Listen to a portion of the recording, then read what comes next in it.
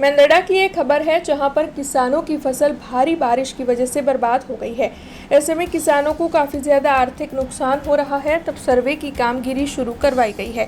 खेतीबाड़ी शाखा अधिकारी, सरपंच सदस्य और किसान समेत सभी की मौजूदगी में सर्वे की ये कामगिरी की जा रही है। दरअसल मेंदड़ा पंथक में बीते कुछ दिनों में काफी ज्यादा बारिश बरसी थी, जिसकी वजह से किसान आर्थिक तौर पर बेहद ही परेशान हो चुके हैं, क्योंकि उन्हें काफी नुकसान हुआ है। ऐसे में धरतीपुत्र किसान ट्रस्ट गुजरात प्रदेश प्रमुख परसोत्तम भाई ढेबरिया की ओर से आवेदन पत्र देते हुए सर्वे करवाकर इन किसानों को मुआवजा मुहैया करवाने की मांग रखी गई थी, जिसके बाद अब आखिरकार सर्वे की कामगिरी शुरू हो चुकी है। ખેડૂતોની હાલત આવા જ અનેક ખેતરોનું ધોવાણ થયું છે। આ મગફળી હાવ નષ્ટ થઈ ગઈ છે।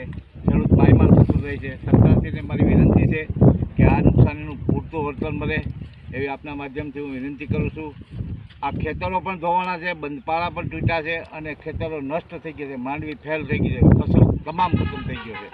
સરકારશ્રીએ જે ફસલ વીમા યોજના જે ચાલુ કરી હતી પૂર્વ મુખ્યમંત્રી વિજયભાઈ રૂપાણીના વખતમાં, એ ખરેખર ફરીથી ચાલુ કરવી જોઈએ, જેથી કરીને ખેડૂતોને ફસલ વીમાનો લાભ મળે, પૂરતો લાભ મળે અને ખેડૂત પાયમાલ થતો બચે। એટલે મારી સરકારને ફરીવાર વિનંતી છે કે સંપૂર્ણપણે નષ્ટ થયેલા પાકને ખેડૂતોને જે નુકસાન થયું છે એ ખૂબ મોટા પ્રમાણમાં છે અને એ જ રીતે એનું વળતર ચૂકવવી મારી આપ સરકારશ્રીને વિનંતી છે।